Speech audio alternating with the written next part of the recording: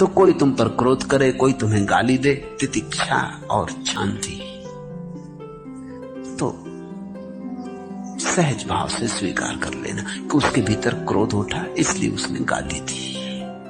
बेचारा, नाहक उसने कष्ट पाया, स्वीकार कर लेना। इसको तुम अपने भीतर कांटा मत बनने देना। ऐसा धैर्य, ऐसी शांति और ऐसी तितिक्षा बुद्ध निर्वाण को परम कहते हैं। बुद्ध कहते हैं होने योग्य तो एक ही चीज है, निर्वाण।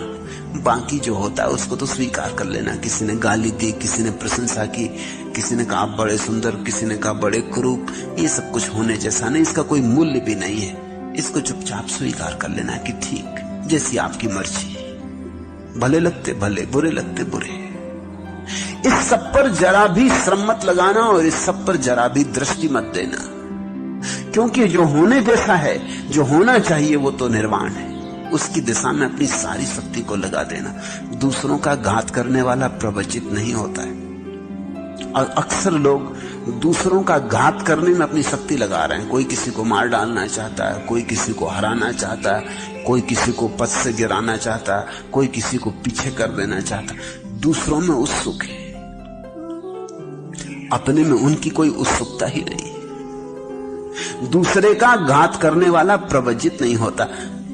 प्रवज्या का अर्थ है सन्यास।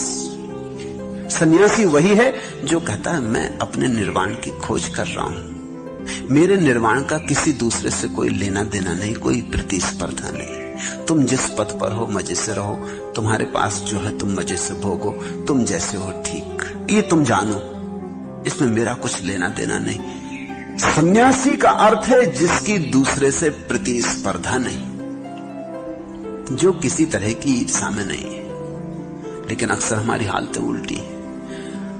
हम दूसरे को मिटाने में अगर खुद भी मिट जाएं तो कोई फिक्र नहीं। मैंने सुना है एक आदमी ने बड़े दिन भक्ति की, परमात्मा प्रसन्न हुए और उन्होंने कहा मांग ले। क्या मांगता, लेकिन एक बात ख्याल रखना, जो तुझे मिलेगा तेरे पड़ोसियों को दुगना मिलेगा। उस आदमी की छाती बैठ गई। उसने कहा ये भी कोई वरदान हुआ? अरे अभिशाप कहो इसको, तो फिर मैं मांगूंगा कैसे? भगवान ने कहा वो तू जान, लेकिन इतनी तेरी क्षमता होनी ही चाहिए तो ही तू धार्मिक है, अन्यथा धार्मिक ही नहीं। ये मेरा वरदान कि जो तू मांगेगा मिलेगा तुझे दुगना पड़ोसी को। उसने किसी वकील से सलाह ली होगी कि करना क्या, इसमें से निकलना कैसे बाहर। वकील ने कहा इसमें क्या रखा? अरे ये तो बाएं हाथ का खेल है, तू ऐसा कर, पहले देख तो कि होता भी कि नहीं। तो मांग कि 7 मंजिल मकान बन जाए। मांगा, बन गया उसका 7 मंजिल, लेकिन दोनों तरफ 14-14 मंजिल मकान पड़ोसियों के खड़े हो गए। पूरा गांव 14 मंजिल का हो गया, एक वही गरीब रह गया 7 मंजिल का। वकील ने कहा ठीक, अब मांग कि हर मेरे घर के सामने एक कुआं खुद जाए, बड़ा कुआं। उसके घर के सामने एक कुआं खुद गया, पड़ोसियों के घर के सामने 2-2 कुएं खुद गए। उसने कहा मांग कि मेरी एक आंख फूट जाए। उसकी एक आंख फूट गई, पड़ोसियों की दोनों आंख फूट गई। वकील बड़ा होशियार रहा होगा, सुप्रीम कोर्ट का वकील रहा होगा। बेचारे पड़ोसी अब गिरने लगे कुएं में, क्योंकि 2-2 कुएं सामने और दोनों आंखें फूट गई। और 14-14 मंजिल के मकान, कोई मंजिल से गिर पड़ा, कोई सीढ़ियों से गिर पड़ा। लिफ्ट उस समय थी नहीं, और लिफ्ट भी होती तो क्या सार था, क्योंकि लिफ्ट चलाने वाले भी अंधे हो जाते।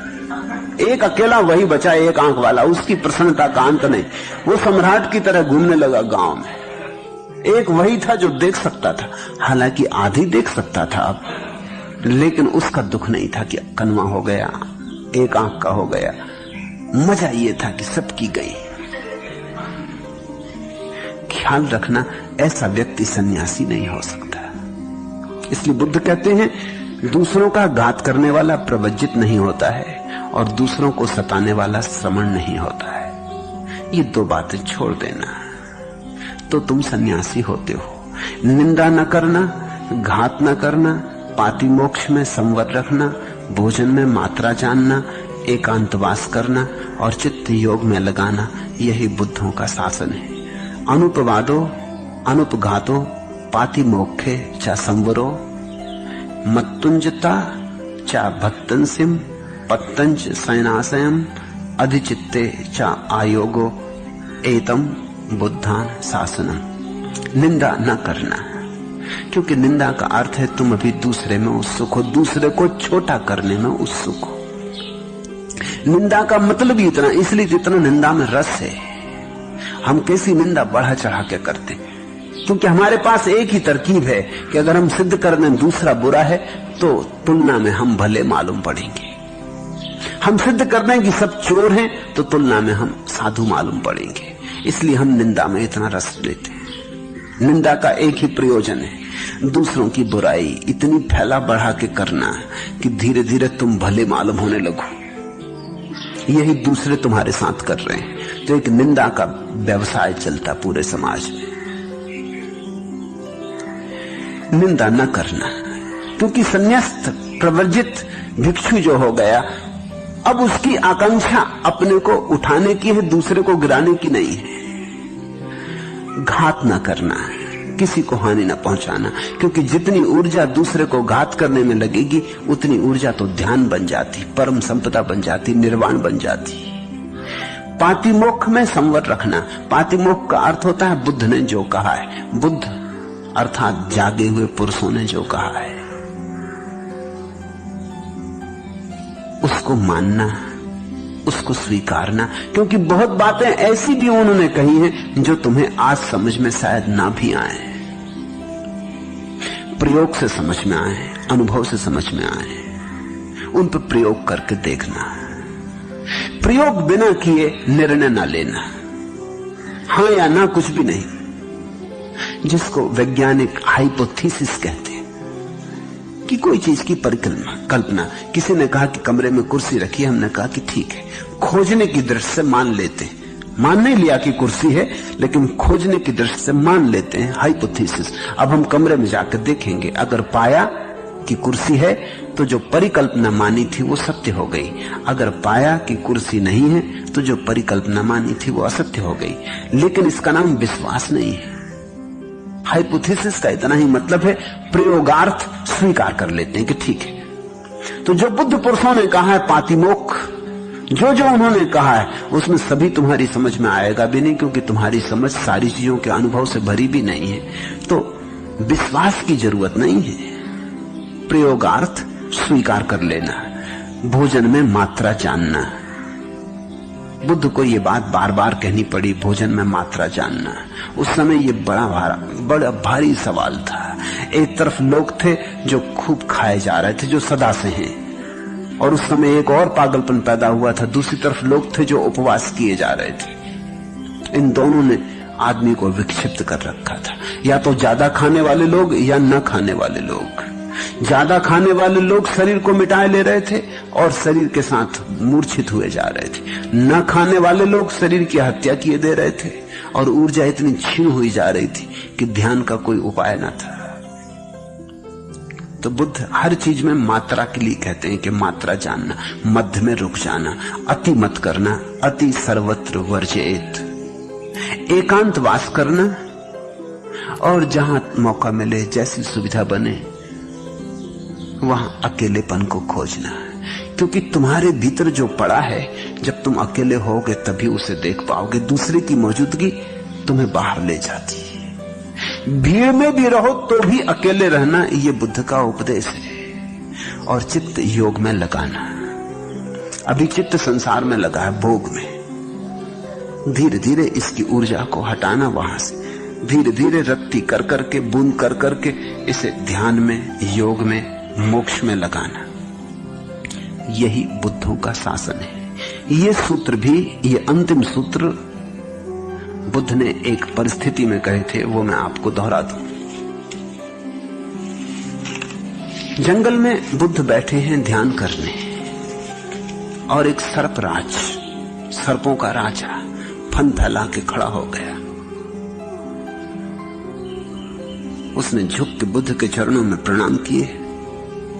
बुद्ध ने आंख खोली। उन्होंने कहा, महाराज, क्योंकि देखा उसके माथे पर अद्भुत मणि जो सिर्फ नागों में, सम्राटों के माथे पर होती। तो बुद्ध ने कहा, महाराज क्या चाहते? तो उस नाग ने कहा, मैं जन्मों जन्मों से भटक रहा हूं, जो भी किया सब उल्टा चला गया। कब तक सरकता रहूंगा जमीन पर? कब तक सरकता रहूंगा खाई खंदकों में, अंधेरी गलियों में? कब तक सरकता रहूंगा? कब उठूंगा? कब उड़ सकूंगा? तुम्हें मैंने उड़ते देखा, तुम्हारे प्राणों की ऊर्जा को कहीं जाते देखा, इसलिए पूछता हूं, मुझे कुछ उपदेश है? ये जो सूत्र है, सभी पापों का न करना, पुण्यों का संचय करना और अपने चित्त का शोधन करते रहना, यही बुद्धों का शासन है। तितिक्षा और शांति परम तप है। बुद्ध निर्वाण को परम कहते हैं। दूसरों का घात करने वाला प्रवर्जित नहीं होता और दूसरों को सताने वाला श्रवण नहीं है। निंदा न करना, घात न करना, पातिमोक्ष में संवर रखना, भोजन में मात्रा जानना, एकांतवास करना और चित्त योग में लगाना, यही बुद्धों का शासन। ये उस सर्प राज को कहे गए थे। सोचना इसे थोड़ा, हम भी सब जमीन पर सरकते हुए सर्प हैं। अभी हमने सिर भी उठा के कहां आकाश की तरफ देखा। अभी तो अंधी गलियों कूचों में, पोलों में, कोने कांतरों में हम सरकते फिरते। फिर सर्प का प्रतीक ही क्यों चुना होगा? क्योंकि सर्प जन्म से ही दूसरे को चोट पहुंचाने का जहर लेके आता है, इसलिए उसकी जहर की गांठ जन्म से ही उसके भीतर है। वो दूसरे को मारने में ही, दूसरे का घात करने में ही रस लेता है। यही तो गांठ हम भी लेकर आए हुए हैं। ये प्रतीक प्यारा है और सर्प का प्रतीक सारे धर्मों ने चुना है। उसमें कुछ कारण है। ईसाई कहते हैं कि सर्प ने भटकाया आदमी को, ईव को समझाया कि खा ले ये फल जो भगवान ने वर्जित किया है। ईव को फुसलाया सर्प ने। बुद्ध की इस कथा में सर्प कहता है कि कब तक मैं सरकता रहूंगा जमीन पर। हिंदू कहते हैं कुंडलनी जो ऊर्जा है मनुष्य के भीतर, वो सर्पाकार है, वो सर्प जैसी। जब उठती है फन उठा के, तो उसका फन जब चोट करता है सहस्त्रार में, तो सारे कमल खिल जाते। सर्प का प्रतीक आदमी के बहुत करीब है। उसमें कई खूबियां हैं। पहली बात उसकी खूबी है कि सर्प बहुत चालाक। उस चालाकी के कारण ईसाइयों ने उसका प्रतीक बनाया कि उसने स्त्री को भरमाया, ईव को समझाया और अदम को ईश्वर के बगावत में जाने का प्रोत्साहन दिया। सर्प बड़ा शैतान, क्योंकि बड़ा चालाक प्राणी है, बड़ा चालबाज, भरोसे का नहीं। उस प्रतीक का उपयोग किया। बुद्ध की इस कथा में सर्प का प्रयोग हो रहा है इस अर्थ में कि सबकी दशा ऐसी है कि हम जन्म से ही जहर की ग्रंथि लेके पैदा हुए, दूसरे को चोट पहुंचाने में ही समाप्त हुए जा रहे हैं। दूसरे को मार डालने में ही हमने अपना जीवन समझा है, इसलिए। लेकिन एक दिन सर्प भी थक जाता है। तुम कब थकोगे? एक दिन सर्प भी बुद्ध से पूछता है कि मैं कब तक ऐसे ही सरकता रहूंगा, तुम कब पूछोगे? इसलिए प्रतीक चुना। हिंदुओं ने प्रतीक चुना है कि सर्प जब खड़ा हो जाता, तो सर्प की बड़ी खूबियां हैं। उसमें हड्डी होती नहीं, उसके पास हड्डी बिल्कुल नहीं, लेकिन सर्प खड़ा हो जाता बिना हड्डी के। होना नहीं चाहिए वैज्ञानिक ढंग से, लेकिन सर्प पूंछ के बल खड़ा हो जाता है फन उठा के, और उसके पास कोई हड्डी नहीं है। तो चमत्कार है। ऐसा ही चमत्कार मनुष्य के भीतर घटता है कि जो ऊर्जा काम ग्रंथ में पड़ी है, बिना किसी सहारे के, बेसहारे, बिना माध्यम के खड़ी हो जाती, सर्प जैसी। फन जाके चोट करता ऊपर और आखिरी केंद्र खुल जाता। इसलिए हिंदुओं ने उसका